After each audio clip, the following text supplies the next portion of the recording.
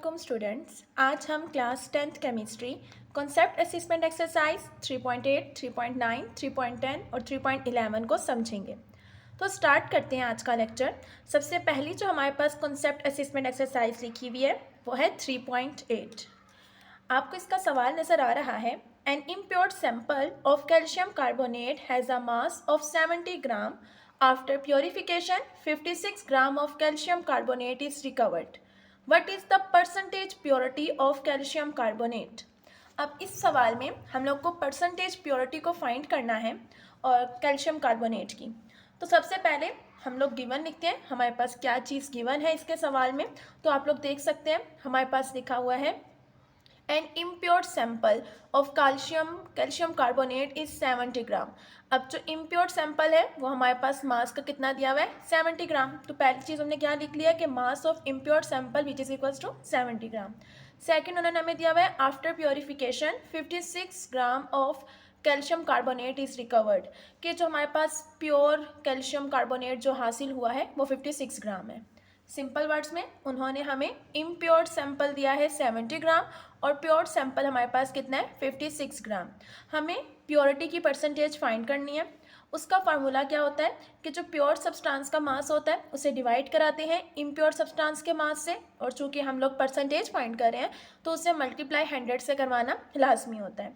तो जो हमारे पास मास ऑफ प्योर सब्सटेंस 56 था, 56 को डिवाइड कराएंगे इम्प्योर सब्सटेंस के मास से जो कि 70 ग्राम था, मल्टीप्लाई बाय 100। इसको कैलकुलेट करेंगे तो हमारे पास परसेंटेज प्योरिटी आ जाएगी 80%। तो यहाँ तक हमारे पास इस सेल्फ असेसमेंट का एक ही सवाल था जो कि मुकम्मल हो चुका है।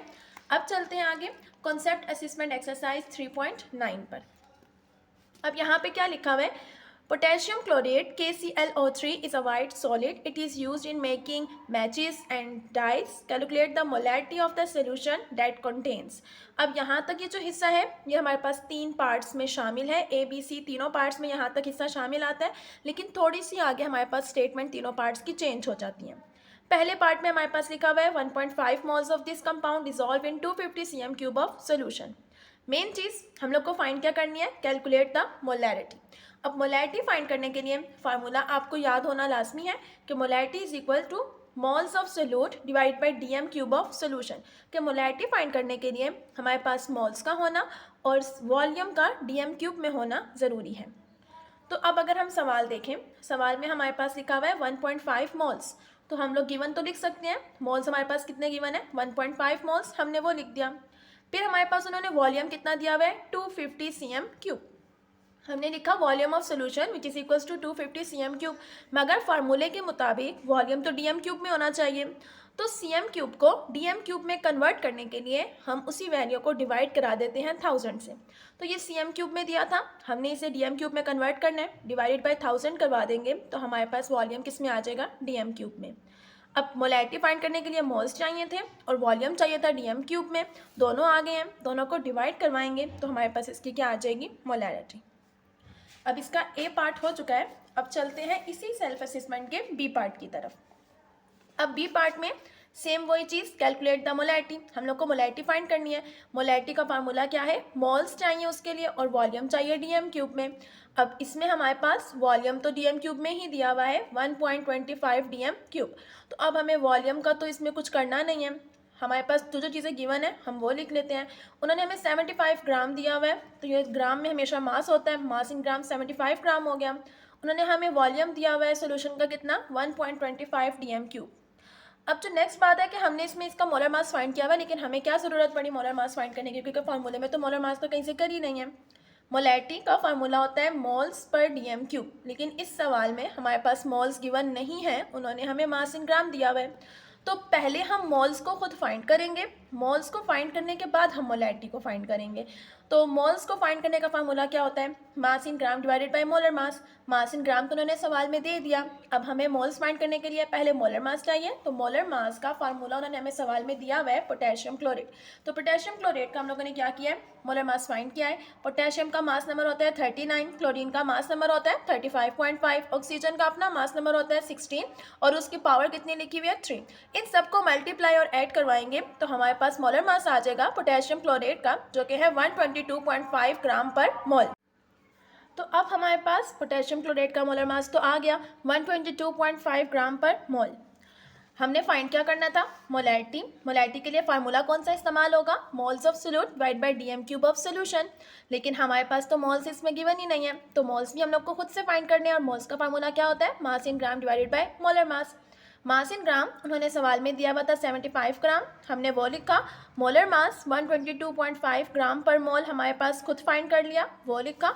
दोनों को डिवाइड करवाएंगे तो हमारे पास क्या आ जाएंगे, मोल्स। अब हमारे पास मोल्स आ गए।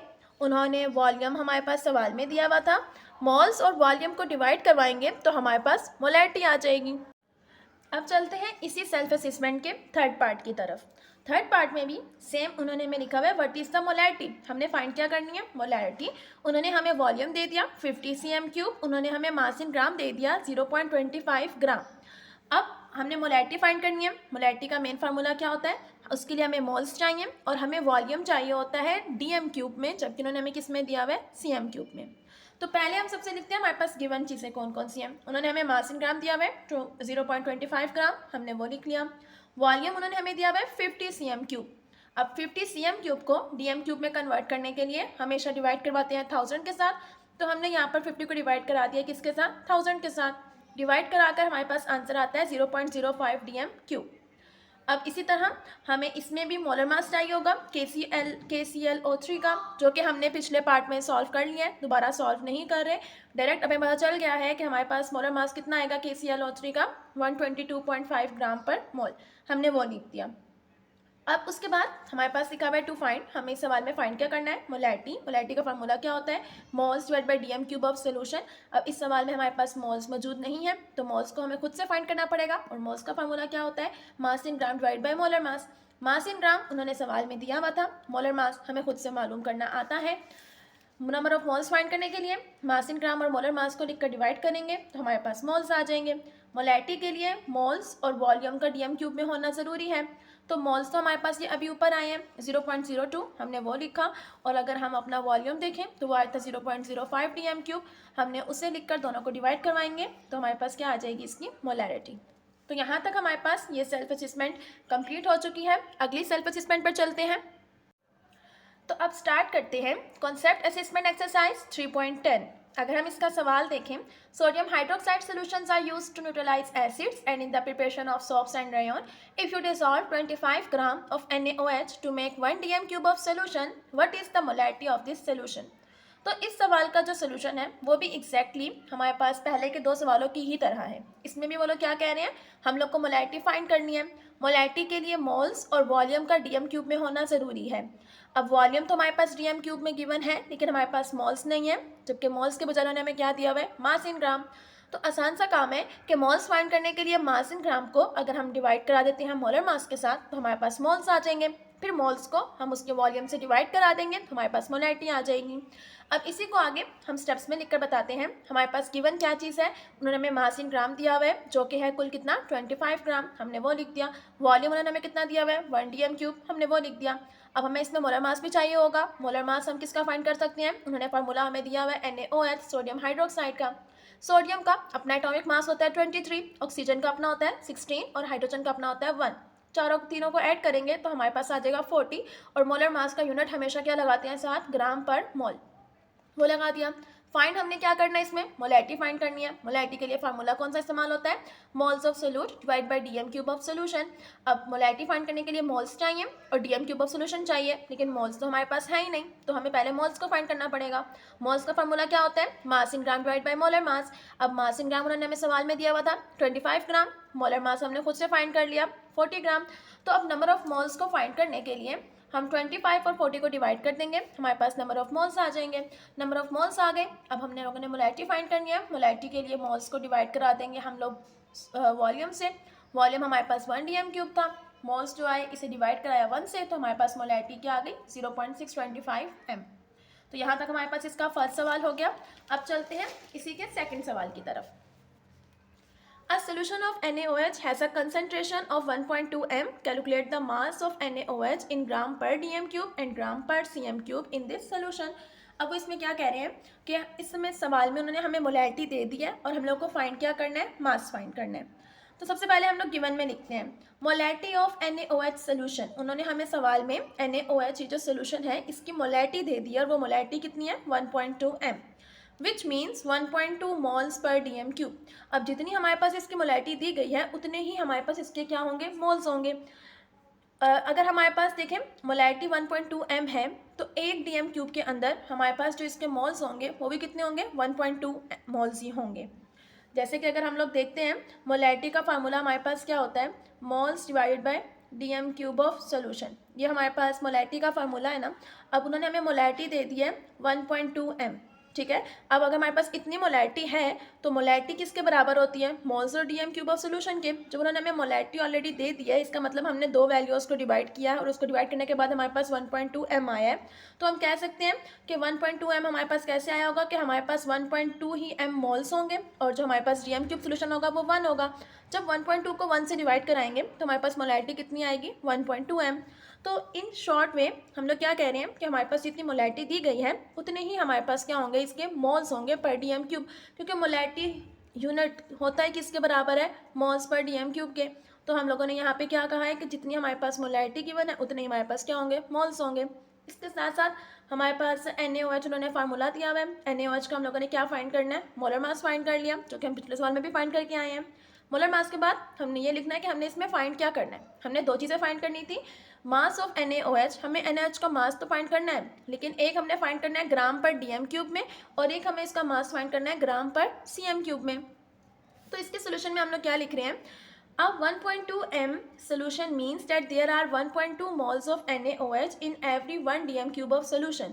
अब ये वही बात जो आपको ऊपर समझाई है वही दोबारा बोल रहे हैं कि अगर हमारे पास 1.2 m मोलैरिटी दी गई है तो इसका मतलब ये है कि हमारे पास 1.2 ही मोल्स हैं और हमारे पास जो वॉल्यूम है वो कितना होगा, 1 DM³ होगा।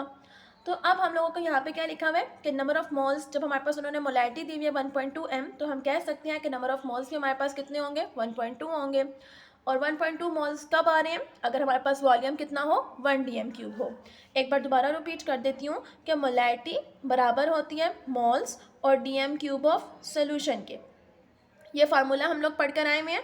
उन्होंने हमें सवाल में दे दिया कि हमारे पास मोलैरिटी कितनी है, 1.2 m हमारे पास मोलैरिटी है। तो अगर हम मोलैरिटी को देखें, मोलैरिटी कैसे हासिल करते हैं, जब मोल्स और DM³ सोल्यूशन को डिवाइड कराते हैं तो हमारे पास मोलैरिटी आती है। तो अब इन दोनों को, अब हमारे पास 1.2 ही मोल्स होंगे और वॉल्यूम हमारे पास 1 DM³ होगा, क्योंकि अगर हम इन दोनों को डिवाइड करते हैं तभी जाकर हमारे पास मोलैरिटी कितनी बनती है, 1.2 बनती है। तो जितनी मोलैरिटी है उतने ही मोल्स हैं और ये मोल्स तब होंगे जब हमारे पास वॉल्यूम कितना होगा, 1 DM³। तो हमने यहाँ पे लिख दिया कि नंबर ऑफ मोल्स जो हैं वो हमारे पास 1.2 मोल्स हैं लेकिन हमारे पास वॉल्यूम कितना होगा, 1 DM³। हम लोग को मेन चीज़ फाइंड क्या करनी है, मास फाइंड करना है NaOH का। तो मास फाइंड करने के लिए मोल्स और मोलर मास का होना ज़रूरी है। मोल्स हमने कहा कि जितनी मोलैरिटी उतने मोल्स, हमारे पास मोल्स आ गए 1.2। मोलर मास NaOH का हमने खुद से फाइंड कर लिया था 40, तो हमारे पास कितना आ गया है, 48 ग्राम।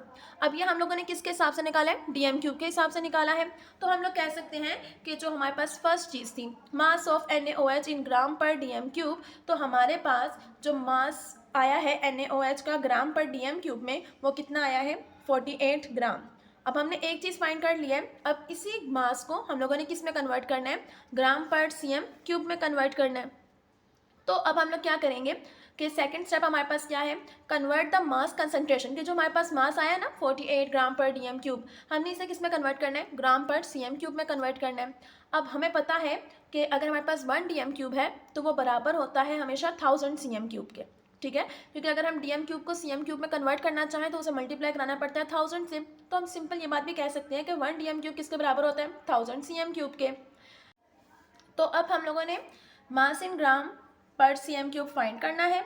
उसको फाइंड करने के लिए हमारे पास जो मास आया है उसे हम लोग डिवाइड करवा देंगे 1000 के साथ। मतलब 48 ग्राम पर DM³ आया था, हमने 48 ग्राम पर DM³ लिखा, उसे डिवाइड करवाया है 1000 CM³ से और हमारे पास पर DM³ ऐसे ही आएगा। ये DM³ से कैंसिल हो जाएगा। मास इन ग्राम जो कि 48 ग्राम आया था उसे हम लोग डिवाइड कराएंगे 1000 CM³ से। डिवाइड कराकर हमारे पास जो मास है वो ग्राम पर CM³ में तब्दील हो जाएगा, जो कि आया है 0.048 ग्राम पर CM³। तो यहाँ तक हमारे पास इस असेसमेंट का सेकंड पार्ट भी कंप्लीट हो गया। अब चलते हैं थर्ड पार्ट की तरफ। थर्ड पार्ट इसका आसान है। अगर आप लोग देखें हमारे पास लिखा हुआ है a solution is prepared by dissolving 10 gram of haemoglobin in enough water to make up 1 DM cube in volume. Calculate molarity of this solution and molar mass of hemoglobin is 6.51 multiplied 10 की power 4 ग्राम पर मोल. अब सबसे पहली बात हमें find करनी है molarity. Molarity का फार्मूला क्या होता है? Moles of solute divide bye DM cube of solution. अब इसमें भी सेम वही चीज़ है कि हमारे पास मोल्स गिवन नहीं है, उन्होंने हमारे पास मास इन ग्राम दे दिया है, तो अब मास इन ग्राम के जरिए हमें मोल्स को खुद फाइंड करना पड़ेगा. तो पहले हम लोग लिखते हैं हमारे पास क्या क्या चीज़ गिवन है. तो हमारे पास मास इन ग्राम गिवन है जो कि लिखा हुआ है 10 ग्राम, हमने वो लिख दिया. वॉल्यूम ऑफ सोल्यूशन हमारे पास कितना है? उन्होंने दिया हुआ है 1 डीएम क्यूब, हमें तब्दील करने की ज़रूरत नहीं है, हमने उठा के लिख दिया 1 डीएम क्यूब. मोलर मास उन्होंने हेमोग्लोबिन का खुद ही दे दिया है, हमें फाइंड करने की ज़रूरत नहीं है, हमने वो लिख दिया. फाइंड क्या करना है हमने? मोलैरिटी. मोलैरिटी का फार्मूला क्या होता है? Moles of solute divide bye DM cube of solution. अब हमें इसमें मोल्स चाहिए, जबकि मोल्स हमारे पास है नहीं, तो मोल्स हमें खुद से फाइंड करने पड़ेंगे. और मोल्स का फार्मूला क्या होता है? Mass divide by molar mass. Mass उन्होंने हमें दिया हुआ था 10, हमने वो लिखा. मोलर मास उन्होंने हमें खुद ही दे दिया था, हमने वो लिखा. दोनों को डिवाइड कराएंगे कैलकुलेटर पर तो हमारे पास डायरेक्ट आंसर आ जाएगा मोल्स का 1.536 मल्टीप्लाई 10 की पावर -4. हमने ये लिख दिया. अब हम लोग को मोलैरिटी फाइंड करनी है. मोलैरिटी के लिए मोल्स चाहिए थे और वॉल्यूम चाहिए था. मोल्स हमारे पास अभी ऊपर आ गए हैं, वो लिखे. वॉल्यूम हमारे पास 1 डीएम क्यूब था, हमने वो लिखा. दोनों को डिवाइड कराएंगे तो वापस हमारे पास सेम वही मोलैरिटी आ जाएगी. यहाँ तक हमारे पास कॉन्सेप्ट असेसमेंट एक्सरसाइज 3.10 भी कंप्लीट हो गई है. अब चलते हैं अगली सेल्फ असेसमेंट जो कि है 3.11. अगर आप लोग इसे देखें तो हमारे पास लिखा हुआ है when 10 cm cube of solution of NaOH solution is titrated against 9.8 cm cube of 0.1 m HCl solution for complete neutralization.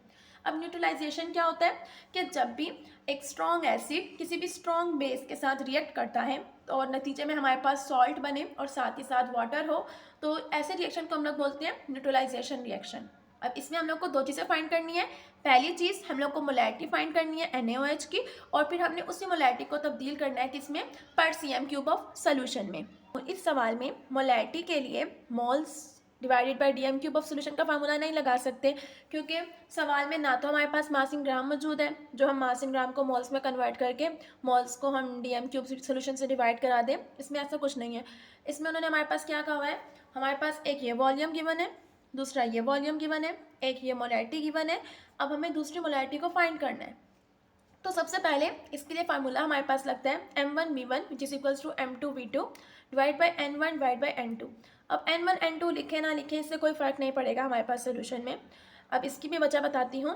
सबसे पहले ये जानना ज़रूरी है कि HCl जो कि इसका नाम ही होता है हाइड्रोक्लोरिक एसिड, तो HCl हमारे पास एक एसिड है और NaOH हमारे पास क्या है? बेस है. अब अगर हमारे पास फार्मूला है, फार्मूले में पहले आपने ये कंफर्म कर लेना कि आपने किसको एसिड रखना है और किसको बेस. तो मैंने M1V1 N1 को एसिड का नाम दिया है और M2V2 N2 को मैंने बेस का नाम दिया है. अब अगर हम देखें एसिड हमारे पास क्या है? Hydrochloric acid. अब हमें ऊपर से वॉल्यूम और मोलैरिटी दोनों HCl ही की देखनी है, क्योंकि हमने M1 का नाम किसे दिया है? HCl को नाम दिया है. अब HCl है, HCl के साथ जो मोलैरिटी लिखी हुई है वो HCl की होगी, और मैंने M1 एसिड वाले को कहा है, तो मेरे पास ये वाली मोलैरिटी क्या हो जाएगी? M1. फिर HCl वाला जो है ये एसिड है और इसके वॉल्यूम को मैं क्या कह रही हूँ? V1. तो मेरे पास जो इसका वॉल्यूम है इसे मैं किसका नाम दे दूँगी? V1 का. इसके बाद N1 है. अब N1 क्या होगी? जो इनके पीछे मोल्स लिखे हुए होते हैं ना कि इनके कितने मोल्स हैं. अब जहाँ कुछ नहीं होता वहाँ पे 1 है, मतलब हाइड्रोक्लोरिक एसिड का 1 मोल मौजूद है और NaOH के भी 1 मोल मौजूद है. तो HCl जो कि एसिड है उसकी N1 की वैल्यू कितनी हो जाएगी? 1. तो अब अगर हम एसिड की पहले बात करें, खाली हाइड्रोक्लोरिक एसिड ले रही हूँ जो कि मैंने एसिड का नाम दिया M1V1 को. अब M1 है, M1 मेरे पास कितना आ रहा है? 0.1 m, मैंने वो लिख दिया. V1 मेरे पास कितना आया? 9.8, मैंने वो लिख दिया. फिर N1 मेरे पास कितना आया? 1, मैंने इन तीनों की वैल्यूज़ को यहाँ पे लिख दिया. फिर आते हैं बेस पे. उन्होंने कहा है when 10 cm cube of solution of NaOH. अब NaOH ये हमारे पास बेस है, इसके मोलैरिटी को मैं M2 बोल रही हूँ और इसके वॉल्यूम को V2 बोल रही हूँ. तो जो इसका वॉल्यूम है इसको मैं क्या बोलूँगी? V2. मैंने यहाँ पे क्या लिख दिया है? V2 which is equals to 10 cm cube. अब calculate the molarity of NaOH, कि ये जो हमारे पास बेस है NaOH इसकी मोलैरिटी को हम लोग को क्या करना है? फाइंड करना है. तो M2 मुझे फाइंड करना है, मैं उसे ऐसे ही रहने दूंगी. अब इसमें भी हमारे पास 1 मोल हाइड्रोक्लोरिक एसिड और 1 मोल NaOH को रिएक्ट कराकर हम लोग सोडियम क्लोराइड बना रहे हैं।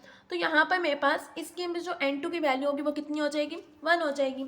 अब नेक्स्ट स्टेप क्या करना है कि हमने फार्मूले में वैल्यूज़ को पुट करना है। M1 की वैल्यू हमारे पास 0.1 थी, मैंने वो पुट कर दी। V1 की वैल्यू हमारे पास 9.8 थी, वो पुट कर दी। N1 की वैल्यू 1 आई थी, वो पुट कर दी। फार्मूले में इक्वल का साइन, M2 हमने फाइंड करना, वो वैसे ही रहेगा।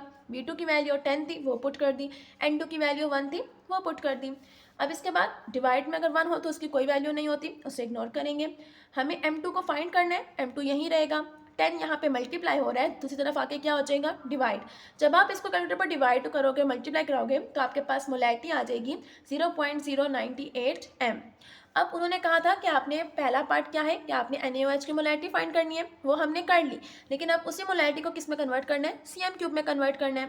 तो हमारे पास ये मोलैरिटी आई है, तो हमने पढ़ा था कि मोलैरिटी हमारे पास क्या होती है कि मोलैरिटी हासिल होती है हमें, अगर हम उसका पिछले वाला फार्मूला ही दोबारा रिपीट करें कि moles divided by DM³ of solution, कि अगर हमारे पास मोलैरिटी आई है 0.098, इट्स मीन हमारे पास इसके मोल्स भी कितने हैं, 0.098। अगर इतने मोल्स हैं तो हमारे पास वॉल्यूम कितना होगा, 1 DM³ होगा। तो अब 1 DM³ को हमें पता है कि 1 DM³ 1000 Cm³ के बराबर होता है। अब हमारे पास ये जो इसके मोल्स आए हैं, हमने इसे कन्वर्ट करना है Cm³ में, तो इसी की जो हमारे पास मोलैरिटी आई है इसे डिवाइड करा देंगे 1000 में, तो हमारे पास इसके जो NaOH की अमाउंट है वो Cm³ में कन्वर्ट हो जाएगी। तो यहाँ तक हमारे पास ये सवाल कंप्लीट हो गया है, हमारे पास इसका आंसर कन्वर्ट हो गया है, जो कि उन्होंने हमें सवाल में कहा था कि आपने पहले मोलैरिटी फाइंड करनी है NaOH की, फिर जो मोलैरिटी आएगी आपने उसको कन्वर्ट करना है किसमें, Cm³ में। तो हमारे पास ये जो मोलैरिटी आती है वो हमारे पास होती है असल में मोल्स पर DM³।